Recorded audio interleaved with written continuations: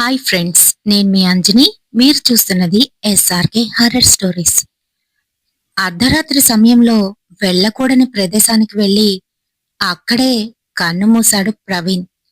మరి తన భార్య ఏం చేసింది, ఇంకా అక్కడ ఎందుకు రాత్రి సమయంలో వెళ్ళకూడదు, అక్కడ నిజంగా ఏం జరిగింది అనే దాని గురించి ఈరోజు వీడియోలోనైతే చూడబోతున్నాం. కనుక వీడియోని ఎక్కడ కూడా స్కిప్ చేయకుండా చూడండి. అరే, మనకి కూడా ఇలాంటి ఒక ఇన్సిడెంట్ తెలిసే దాన్ని షేర్ చేద్దాం అనుకుంటే నా డిస్క్రిప్షన్ లోని ఇన్స్టాగ్రామ్ ఐడిని అయితే ఇస్తున్నాను. అక్కడికి వచ్చి నాతోనైతే షేర్ చేయవచ్చు. మరింకెందుకు ఆలస్యం, లేట్ చేయకుండా ఈ రోజు వీడియోలోకి వెళ్ళిపోదామా?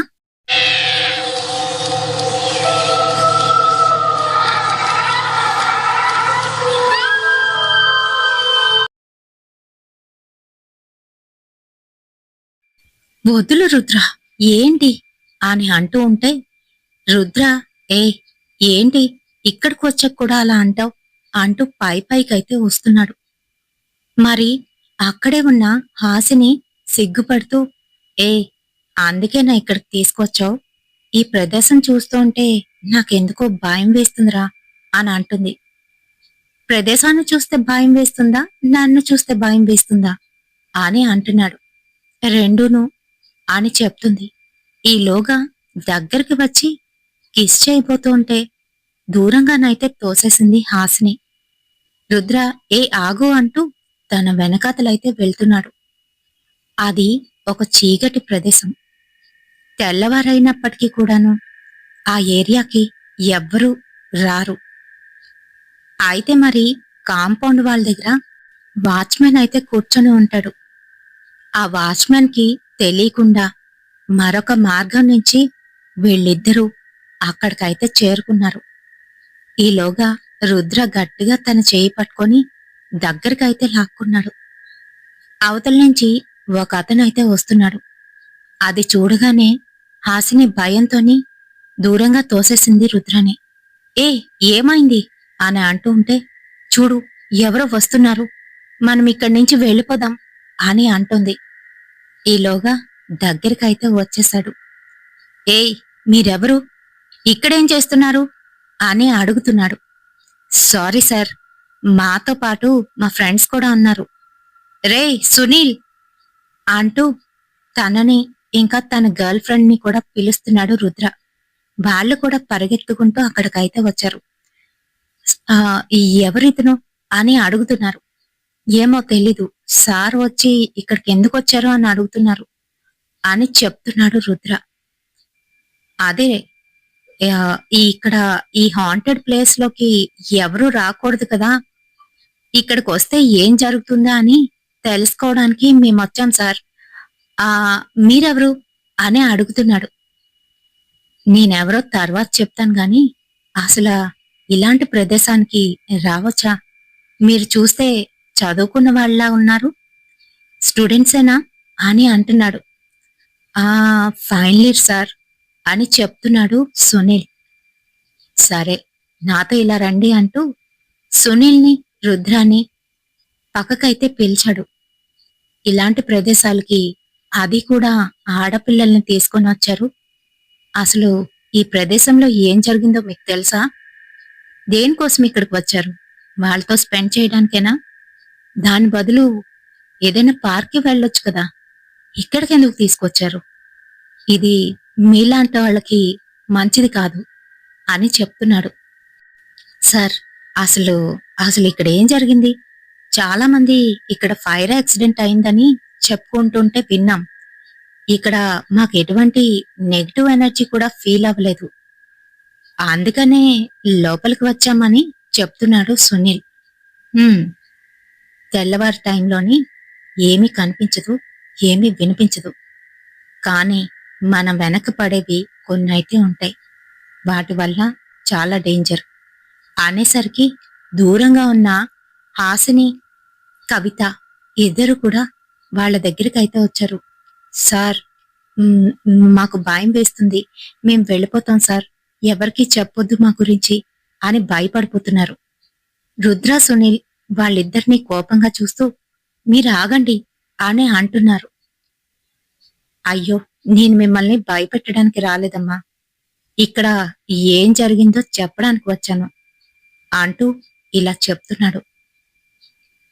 2 నెలల క్రితం ప్రవీణ్ అని ఒక పారానార్మల్ యాక్టివిస్ట్ ఇక్కడికి వచ్చి ఇన్వెస్టిగేషన్ చేద్దాం అనుకున్నాడు. అది రాత్రి సమయంలో. ఎవ్వరు తోడు లేకుండా తను, తన అసిస్టెంట్ మాత్రమే వచ్చి ఇక్కడ ఇన్వెస్టిగేషన్ చెయ్యాలనుకున్నాడు. అది సమయం రాత్రి 10 అయితే అవుతుంది. తన భార్య బెడ్ మీద పడుకొనైతే ఉంది.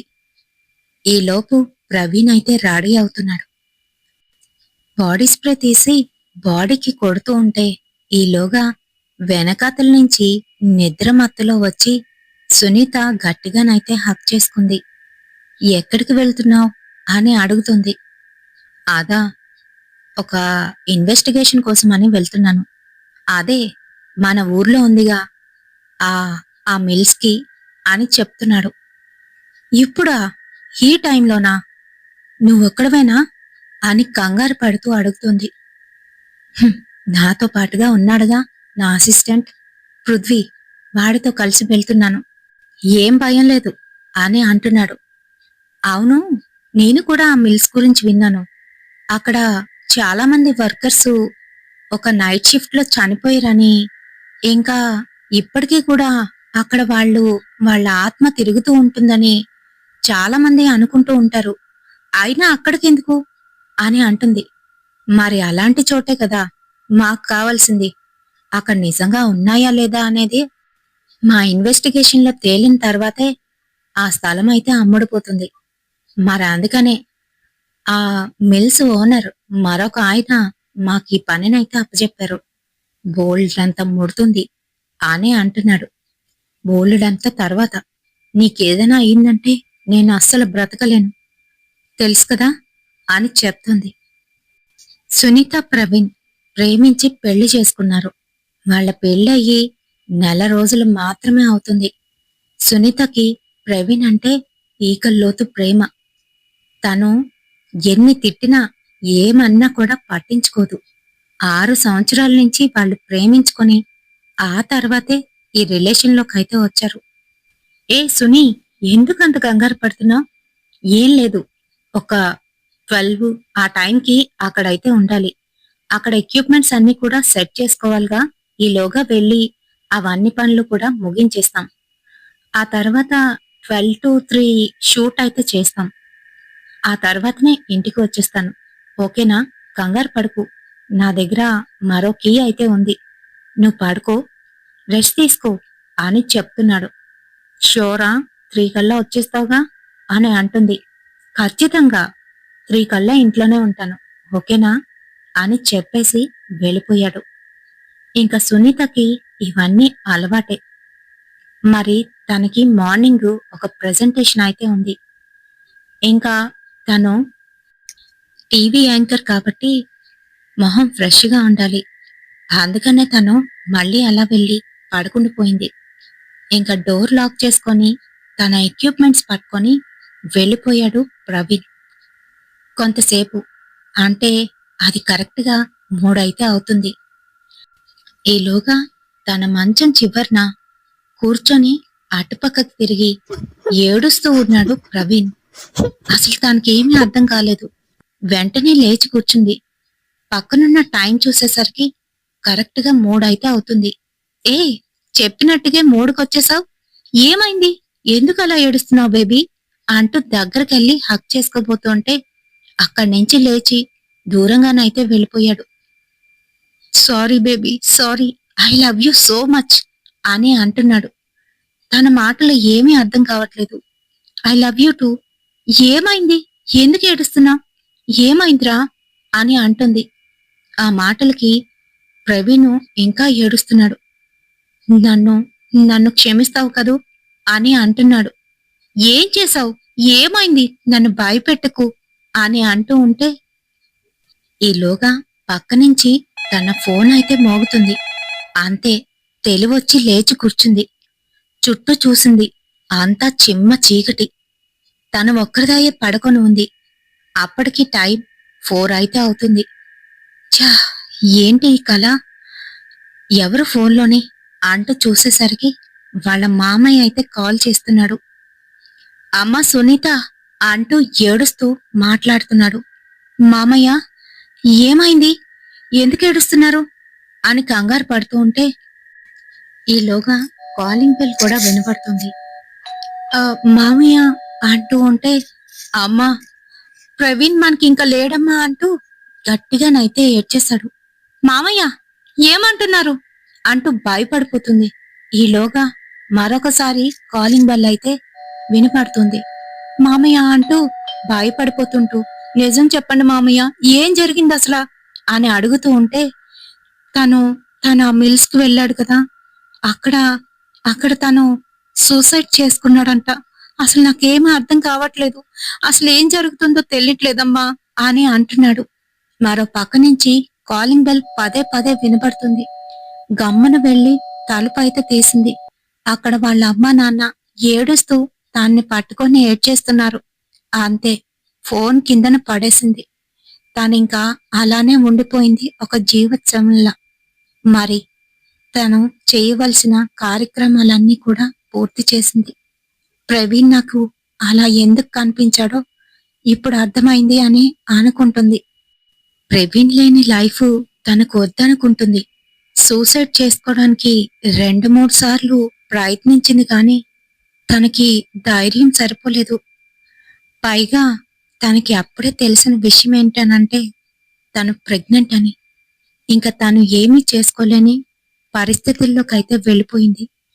కానీ ప్రవీణ్ని మర్చిపోలేదు. నెల రోజులు గడిచిందో లేదో తనకి అబార్షన్ కూడా అయిపోయింది. ఇంకా అంతే, తన లైఫ్ మీద తనకి విరక్తి, ఎందుకు ఈ జీవితం అన్నట్టయితే తయారైపోయింది. ఇంకా వాళ్ళ ఫ్రెండ్స్ చాలా మంచివాళ్ళు, తనకి హెల్ప్ చేయాలనుకునే మనస్తత్వం ఉన్నవాళ్ళు. ఎలా అయినా ఆ ఊబిలో నుంచి దాన్ని బయటికి తీసుకురావాలి అని అనుకునే తన దగ్గరికి అయితే వెళ్ళారు రాధిక, సుష్మిత. ఇద్దరూ కూడాను చిన్నప్పటి నుంచి బెస్ట్ ఫ్రెండ్స్. ఎంతకాలమే అలా ఆలోచిస్తూ ఉంటావు? దీనికైతే డైవోర్స్ అయితే అయిపోయింది, నీకు కూడా తెలుసుగా, దాని మీద నువ్వు బెటరే కదే అని అంటూ ఉంటే, అలానే అనుకోవాలి మరి. దాని మీద నేను బెటర్, నా మీద నువ్వు బెటర్ అని అనుకోవడమే నా లైఫ్. ఇంకా నా లైఫ్లో ప్రవీణ్ లేడే. ప్రవీణ్ లేడు అని అనుకుంటుంటే నాకు ఈ బ్రతుకు మీదే విరక్తి కలుగుతుందే అని అంటూ ఏడుస్తోంది. పదే చిల్లవుదాం అంటూ వద్దంటున్నా కూడా వాళ్ళు ఆ రోజంతా తన్ని బయటనైతే తిప్పారు. రేపటి నుంచి వర్క్ స్టార్ట్ అవుతుంది, నువ్వు వచ్చేసేయ్, కొత్త ప్రాజెక్ట్ ఏదో అప్పచెప్తామంటున్నారు సారు, రా అని వాళ్ళిద్దరూనైతే చెప్తున్నారు. ఎందుకనంటే వాళ్ళు కూడా అదే టీవీ ఛానల్లోని పని చేస్తున్నారు. సరేనని మరి నెక్స్ట్ డే మార్నింగు జాబ్లోనైతే జాయిన్ అయిపోయింది. మరి ఒక 2-3 రోజులు అయ్యిందో లేదో తను వాళ్ళ కలీగ్స్తోని కొంచెం ఫ్రీగానైతే మూవ్ అవ్వగలుగుతుంది. ఫీలింగ్ బెటర్ అని అనిపిస్తోంది. అయినా కూడా ఏదో తెలియని లోటు. అయితే ఆ వారం గడిచిన తర్వాత వాళ్ళ మేనేజర్ సునీతని, సుష్మాని, రాధికని తన క్యాబిన్కి అయితే పిలిచాడు. ఇదిగో మనకొక ప్రాజెక్ట్ వచ్చింది, ఇది ప్రత్యేకించి మీ ముగ్గురు కోసం నేను ఇస్తున్నాను. అదేంటి అనంటే అదే ఆ మిల్స్ ఉన్నాయి కదా, మిల్స్ గురించి చాలామంది చాలా రకాలుగా చెప్పుకుంటున్నారు. మన టీవీ వాళ్ళకి కూడా అవకాశం వచ్చింది. అక్కడ నిజంగా దెయ్యాలు ఉన్నాయా లేవా అనేది మీరు ఒక డాక్యుమెంటరీ అయితే తీయాలి. మార్నింగ్ టైంలో సుమి, నైట్ ఏమీ వెళ్ళిన అవసరం లేదు అని చెప్తున్నాడు. ఆ మాటలకి వెంటనే ఒప్పుకుంది సునీత. అంటూ వాళ్ళ ఫ్రెండ్స్ ఇద్దరు సునీత కాసి విచిత్రంగానైతే చూస్తున్నారు. సరే సార్, ఖచ్చితంగా వెళ్తాం, మాకు నైట్ అయినా కూడా పర్వాలేదు, ఏ ప్రాబ్లం లేదు అని చెప్తుంది సునీత. నో సార్, నాకు ప్రాబ్లమే అని భయపడిపోతూ చెప్తుంది రాధిక. సరే, మీ ఇష్టం. మీకు కెమెరామ్యాన్ ఇంకా 2-3 అసిస్టెంట్లు కూడా ఉంటారు. మీరు ఒక్కలే వెళ్ళవలసిన అవసరం అయితే లేదు. ఇంకా అక్కడ ఏముంది అనేది క్లియర్ కట్గా ఒక డాక్యుమెంటరీ తీయండి చాలు, మనం హైప్లోకి వెళ్ళిపోవచ్చు అని చెప్తున్నాడు. ఓకే సార్, తప్పకుండా, మీరెలా అంటే అలా అంటూ బయటకైతే వచ్చేసింది సునీత. సునీతని చూసి, ఏయ్, నువ్వు కావాలనే ఒప్పుకున్నావు కదూ అని వాళ్ళ ఫ్రెండ్స్ అయితే అంటున్నారు. లేదే, నాకు కూడా అక్కడ నిజంగా ఎవరైనా ఉన్నారా అనేది తెలుసుకోవాలనిపిస్తుంది. అంతేకాదు, లాస్ట్లోని నేను ప్రవీణ్ని చూసింది అక్కడే, అందుకనే అని బాధపడుతోంది. ఇంకా తన బాధని కూడా అర్థం చేసుకున్నారు వాళ్ళ ఫ్రెండ్స్. సరేనని నెక్స్ట్ డే మార్నింగే షూట్ కోసమని అక్కడికైతే వెళ్ళారు. అక్కడ ఉన్న వాచ్మెన్, ఏకైక వాచ్మెన్, గత 15 ఏళ్లుగా, అంటే ఆ మిల్స్ ఎప్పుడైతే తగలబడిపోయాయో అప్పటినుంచి ఇప్పటి వరకు కూడాను తానక్కడే ఉద్యోగం చేస్తున్నాడు. మరి ఆ మిల్ ఓనర్ ఎవరైతే ఉన్నారో వాళ్ళ అన్నయ్యే ఇప్పుడు దాన్నైతే చూసుకుంటున్నాడు. మరి వీళ్ళందరూ అక్కడికి వెళ్ళి ముందుగానే పర్మిషన్ తీసుకోవడంతో అక్కడున్న వాచ్మెన్ని ముందుగానే అడుగుతున్నారు. వాచ్మెన్, ఈ మిల్స్ గురించి మాకు చెప్తారా అంటూ కెమెరా ఆన్ చేసి మరో పక్క తన ముందు మైక్ని పెట్టి మాట్లాడుతుంది ఇలా సునీత. అసలు మాకు ఈ మిల్స్ గురించి చెప్తారా? ఇక్కడ ఏం జరిగింది? 15 ఏళ్ల క్రితం ఎలా కాలిపోయింది అని అంటుంది. అది ధీరజ్ సారు, నితీష్ సారు ఇద్దరు అన్నదమ్ములు. నితీష్ సారు ఎప్పుడూ బ్లాక్ మ్యాజిక్ చేస్తూ ఏవేవో చేస్తూ ఉండేవారు ఈ మిల్స్లో. అది ధీరజ్ సార్కి ముందైతే తెలీదు. ఆ తర్వాత తెలుసుకొని ఆయనకి చాలాసార్లు తిట్టారు అలాంటివేమీ చేయవద్దని. అయితే అది అమావాస్య, ఆ రోజు మరి మిల్లులోని చాలా పని అయితే ఉంది. రాత్రి షిఫ్ట్ కోసం ఒక 25 మందిలా ఉంటారు. దాంట్లోని వాచ్మెన్, అప్పట్లో చేసిన వాచ్మెన్ మా అన్నయ్య, వాళ్ళ ఆవిడ, ఇద్దరు కూడాను ఆ రాత్రి ఇక్కడే ఉన్నారు. వాళ్ళ ఆవిడ కడుపుతో కూడా ఉంది. ఏం చేస్తాం, నా కర్మ. నా జీవితంలో ఉన్న వాళ్ళిద్దరూ కూడా ఆ రోజే చనిపోయారంటూ ఏడుస్తున్నాడు. అసలు ఏం జరిగింది, ఎలా జరిగింది అని అడుగుతుంది. అది 15 ఏళ్ల క్రితం ఆ రాత్రి అంటూ అమావాస్య. ఆ రోజు మా అయ్యగారు, నితీష్ అయ్యగారు, లోపల ఏదో పని చేస్తున్నాను అని చెప్పి కూర్చొని ముగ్గు వేసి అక్కడే కూర్చొని ఏవో మంత్రాలు అయితే చదువుతున్నాడు. నేనప్పుడు చిన్నవాడిని. అన్నయ్య లోపలికి వెళ్ళబోతూ ఉంటే ఆ అన్నయ్యని గట్టిగా తిట్టి బయటికి పొమ్మన్నారంట. అన్నయ్య నా దగ్గరికి వచ్చి లోపలేదో చేస్తున్నారు, మళ్ళీ నితీష్ సారు వాళ్ళ అన్నయ్యకి కోపం తెచ్చేటట్టున్నారు అని నాతోనైతే చెప్పాడు. ఇక రాత్రి సమయంలో అందరూ వాళ్ళ పనులైతే చేసుకుంటున్నారు. మరి ఏమైందో తెలీదు, ఉన్నట్టుండి లోపల నుంచి మంటలు, పొగ అలుముకున్నాయి. అంతే, బయటనున్న మా వదిన, అన్నయ్య లోపలికైతే పరిగెట్టారు. అంతే, మరి ఏం జరిగిందో తెలీదు. అందరి హాహాకారాలు. నేను వెళ్దామంటే నాకు భయం వేసింది. అంతేకాదు, లోపలికి వెళ్ళడానికి కూడా దారి లేనట్టు ఆ మంటలైతే చెలరేగాయి. ఆ లోపలే నితీష్ సార్ కూడా ఉన్నారు. మరి అందరూ కాలి బూడిదైపోయారు. అంతే, ఆ రోజు ధీరజ్ సార్ వచ్చేసరికి పూర్తిగా కాలిపోయిన తన తమ్ముడు ఆ ముగ్గు మధ్యలో కనిపించాడు. కొన ప్రాణాలతో ఉంటూ ఏదో వింతగానైతే నవ్వుతున్నాడు. అది చూసిన ధీరజ్ సార్కి చాలా భయం వేసింది. ఇంకా అందరూ చనిపోయారు, పూర్తిగా కాలి బూడిదైపోయారు.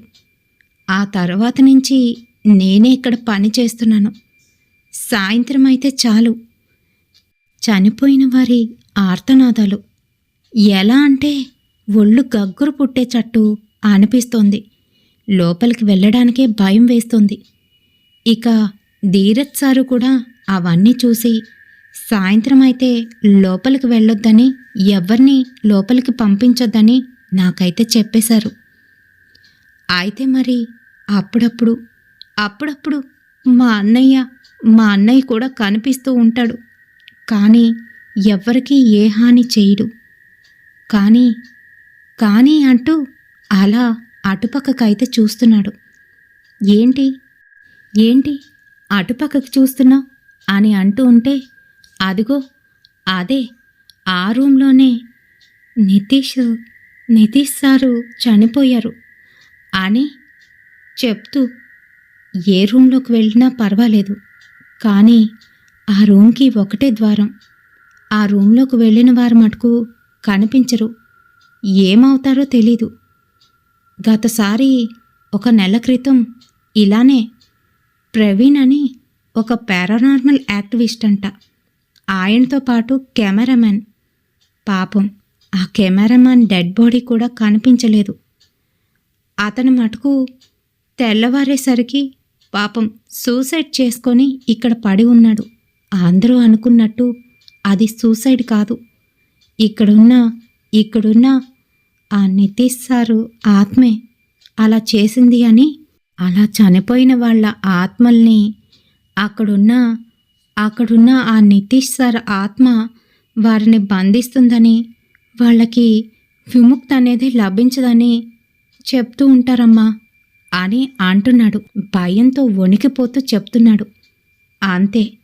అదంతా విన్న సునీత నిజంగానా అంటూ ఆశ్చర్యపడుతూ ఆ మిల్క్ గ్లాస్ అయితే చూస్తోంది. ఎలాగైనా నా ప్రవీణ్ ఆత్మకి శాంతి కలిగేటట్టు చెయ్యాలి. ఇక్కడున్న ఆ దుష్ట ప్రేతాత్మని తరిమి కొట్టాలి. ఏం చెయ్యాలి అని తనలో తానే మదన పడుతుంది. ఈలోగా వెనక నుంచి ఒక చెయ్యి తన మీద అయితే పడింది. టక్కుని భయంతో వెనక్కి తిరిగి చూసింది. అక్కడ సుష్మ బాధపడికే అని అంటుంది. ఈలోగా పక్కనున్న రాధిక ఎందుకో చిన్నగా ఏడవడం మొదలుపెట్టింది. ఏ రాధిక, ఏమైంది అని అంటూ ఉంటే, తను మళ్ళీ నార్మల్గా అయ్యి ఏమైంది ఏంటి అని అంటుంది. ఇప్పుడు ఎందుకు ఊరికినే ఏడుస్తున్నావు అని అంటూ ఉంటే, ఏమోనే నాకు కూడా తెలీదు అంటూ తన బుగ్గ మీద జాలువారుతున్న ఆ కన్నీటిని తుడుపుకుంటుంది. ఎందుకను నాకు తెలియకుండానే, నా ప్రమేయం లేకుండానే ఇలా నాకు కన్నీళ్ళొచ్చాయి అని అంటుంది. అంతే మరి, వాళ్ళందరూ భయపడిపోయారు.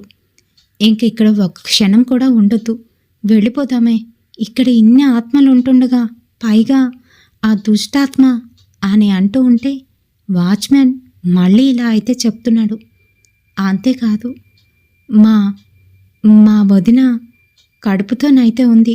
ఆ సమయంలో మా వదిన చనిపోవడం, మా వదిన కూడా ఒక దుష్టాత్మలాగా అయితే తయారయ్యింది. మరి ఆ మిల్స్లోకి వెళ్ళిన వాళ్ళకి బయటికి రాకుండా చాలా ఇబ్బందులైతే పెడుతుంది. అది మరుపు అనేది కలిగిస్తుంది. అంతేకాదు, దోవ మర్చిపోతారు అని చెప్తున్నాడు. వాళ్ళందరికీ భయం వేస్తుంది. పదండి అన్నీ చెప్పేశాడుగా, వెళ్ళిపోదాం అని అంటుంది సుష్మ భయపడుతూ. ఆగండి, ఇంతవరకు వచ్చాంగా, మరి సాయంత్రం వేళలోని ఎటువంటి ఇబ్బంది లేదు కదా అని అడుగుతూ ఉంటే, ఎటువంటి ఇబ్బంది లేదమ్మా, కానీ 6 లోపే అన్ని పనులు కానిచ్చేసేయాలి, అంతకు మించి ఉంటే మటుకు మీకే డేంజర్ అని చెప్తున్నాడు. మరి ఇంతకుముందు ఈ మిల్స్ గురించి ఇలా తెలిసినప్పుడు ఎవరినైనా తీసుకువచ్చి ఇక్కడ శాంతులు చేయలేకపోయారా? పైగా చాలామంది మాంత్రికులు మీకు తెలిసే ఉంటారుగా అని అంటూ ఉంటే, అవునమ్మా, ఆ పని కూడా జరిగింది. కానీ పాపం అతను వచ్చి పూజ చేయడానికని కూర్చుండేసరికి అతనికి ఏదో తెలియని మాయ అయితే కమ్ముకుంది. పాపం అతను పిచ్చెక్కినట్టుగా అయిపోయి ఇక్కడి నుంచి వెళ్ళిపోయాడు. అంతేకాదు, నేను అక్కడికి వచ్చి పూజలు చెయ్యను అని చెప్పేశాడు. అందుకనే మరి ఇప్పటికీ కూడా ఇది ఇలానే ఉండిపోయింది అని చెప్తున్నాడు. ఓ అవునా అంటూ ఏదో ఆలోచనలోనైతే పడింది సునీత. ఇంకా వాళ్ళు ఇంటికైతే వెళ్ళిపోయారు. కానీ సునీత మదిలో మటుకు అక్కడున్న రహస్యాన్ని ఛేదించాలి, అక్కడున్న ఆత్మలకి విముక్తి కలిగించాలి, నా ప్రవీణ్ ఆత్మకి విముక్తి కలగాలి అని అనుకుంటుంది. కారణం ఏంటంటే వీళ్ళెవ్వరికీ చెప్పని మరొక రహస్యం అయితే ఉంది. అదేంటి అనంటే ప్రతిరోజు రాత్రి 3 అయితే చాలు ప్రవీణ్ ఆత్మ తన దగ్గరికి వచ్చి కుమిలిపోతూ ఏడుస్తోంది. నా ఆత్మకి విముక్తి లేదు, శాంతి లేదు అంటూ ఏడుస్తూ తన దగ్గరే ఉంటుంది. ఆ సంగతి వీళ్ళకెవ్వరికీ చెప్పలేదు సునీత.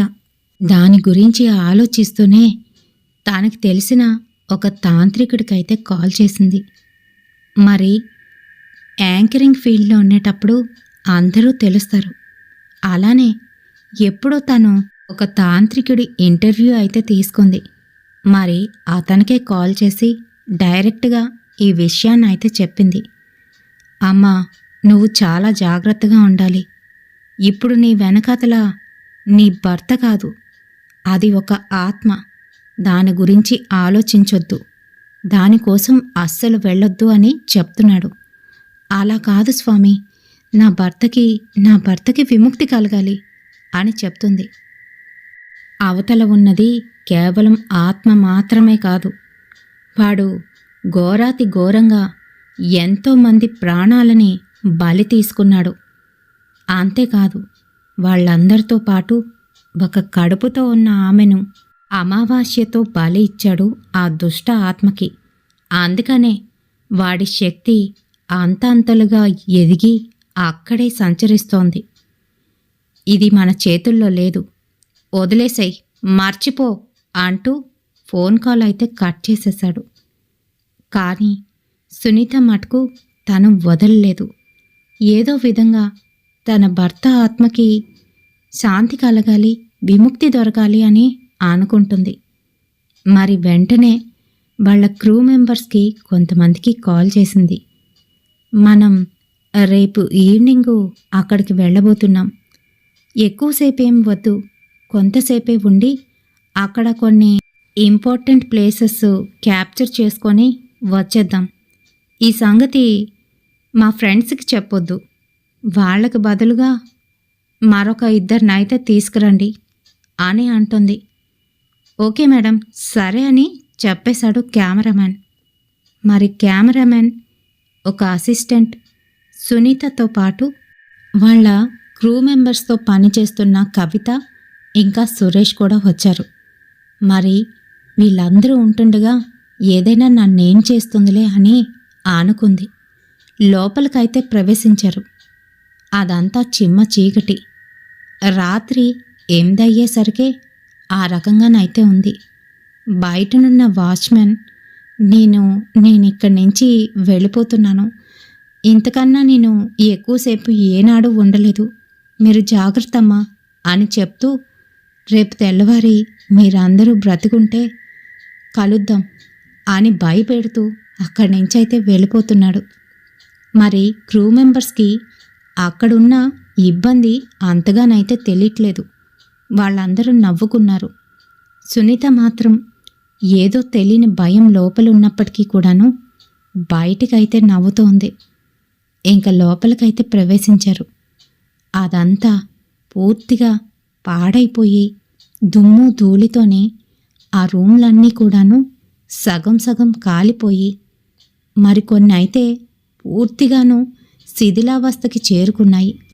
మరి అక్కడ కాలిన ఆ వస్తువులు, వాటి ఆనవాళ్లను చూస్తుంటే భయం వేస్తోంది. అయితే ఇక్కడ ఏదైనా లైట్ ఉంటే బాగుంటుంది అని క్రూ మెంబర్స్తో చెప్పి అక్కడ అప్పుడప్పటికి కొన్ని లైటింగ్స్ అయితే పెట్టించింది. ఈలోగా చాలా వరకు బయటనంతా కూడా క్యాప్చర్ చేశారు కెమెరాలోని. లోపలికి ప్రవేశించి ఒక రూమ్ ఇంకా 2 రూములు దాటారో లేదో లోపల నుంచి ఆర్తనాదాలైతే వినబడుతున్నాయి. ఒక ఆడదాని ఆర్తనాదం అది. ఎలా అంటే అతి భయంకరంగా తాను గట్టిగా అరుస్తోంది. అది విన్న వాళ్ళందరూ ఒకరి ముఖం ఒకరు చూసుకుంటూ భయపడుతున్నారు. ఏం కాదు, మనందరం ఉన్నాంగా, ఏం కాదు, ముందుకు వెళ్దాం, అసలు ఏం జరుగుతుందో చూద్దామని అంటుంది సునీత. మరి ఆ రూమ్లోనే వాచ్మెన్ వదిన అతి ఘోరంగా చనిపోయింది, అక్కడే ఉంటుంది అని చెప్పాడుగా, అదే రూమ్. సునీతకైతే గుర్తుకు వచ్చింది. మళ్ళీ ఒక 2 స్టెప్స్ వెనక్కి వేసి, వద్దొద్దు, ఇక్కడొద్దులే, బయటికి వెళ్దామా అని చెప్తోంది. సరేనని అందరూ బయటికైతే రాబోతున్నారు. కానీ ఈసారి బయటికి వెళ్ళాల్సిన దారి వాళ్ళకి కనిపించడం లేదు. అదంతా గోడ కట్టి ఉంది. ఇదేంటి, ఇప్పుడు ఇక్కడి నుంచే కదా మనందరం లోపలికి వచ్చాం అని కవిత అయితే భయపడిపోతుంది. మిగతా వారు కూడాను భయపడిపోతూ ఆందోళనగా అటు ఇటు చూస్తున్నారు. కంగారు పడకండి, ఏం కాదు, నేనున్నానుగా, నాతో పాటు ఇదిగో ఈ కొబ్బరికాయని కూడా తెచ్చాను. ఇది నాకు మా గురువుగారు ఇచ్చారు. ఇది మన దగ్గర ఉన్నంతసేపు మనల్ని ఎవ్వరూ ఏం చేయలేరు, కంగారు పడకండి అని చెప్తుంది. ఈలోగా లోపల నుంచి గట్టిగా నవ్వు అయితే వినబడింది. అతి దారుణంగా భయపడిపోతున్నారు అందరూ. మరోవైపు వెళ్ళడానికి ప్రయత్నిస్తున్నారు. సరే, ఇక్కడున్న ఈ గోడను పగలగొట్టేద్దాం అని అనుకుంటున్నారు. మరి మగవాళ్ళందరూ కలిసి ఆ గోడ మీద తంతున్నారు. కానీ ఏం లాభం?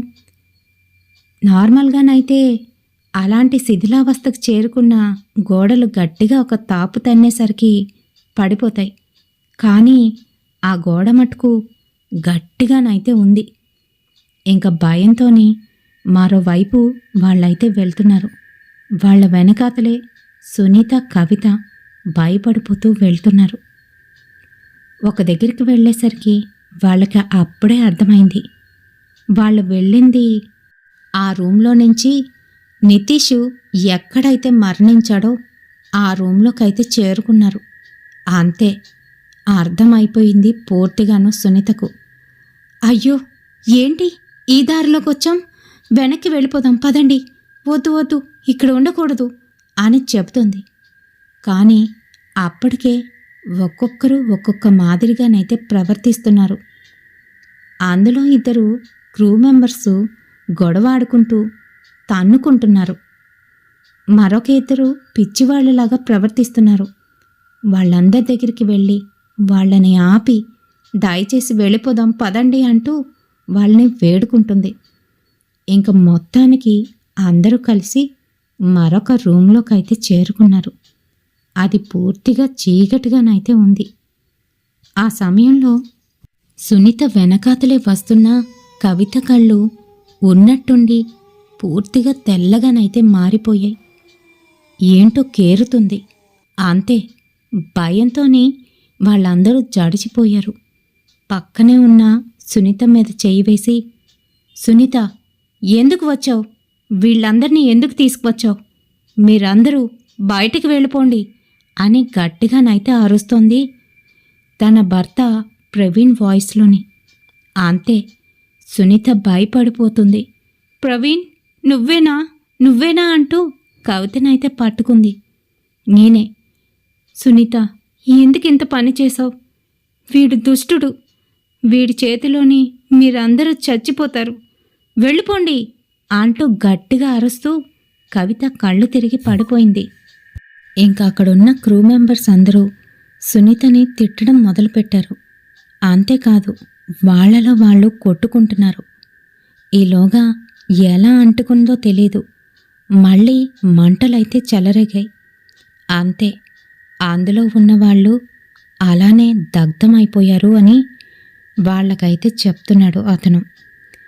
సార్, మీరు చెప్పేదంతా నమ్మశక్యంగానైతే లేదు, కానీ ఇక్కడున్నవాళ్ళు చాలామంది పుకార్లైతే లేవదీశారని మాకైతే తెలుసు అంటూ సునీల్, రుద్ర అయితే అంటున్నారు.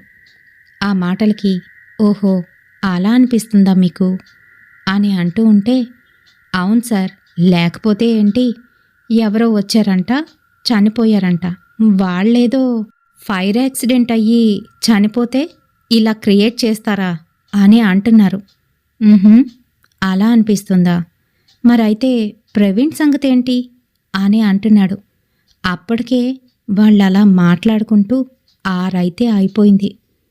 ఈలోగా వాచ్మెన్ అంతా చూసుకొని వెళ్ళిపోవడానికి అటుపక్కకైతే వస్తున్నాడు.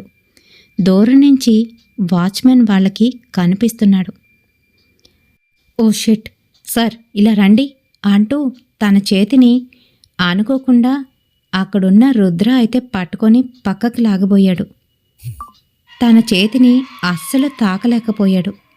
గాలిలో కలిసిపోతూ, నేనే ప్రవీణ్, మీకు ఇప్పటికైనా అర్థమైందా అంటూ పూర్తిగా గాలిలో కలిసిపోయాడు.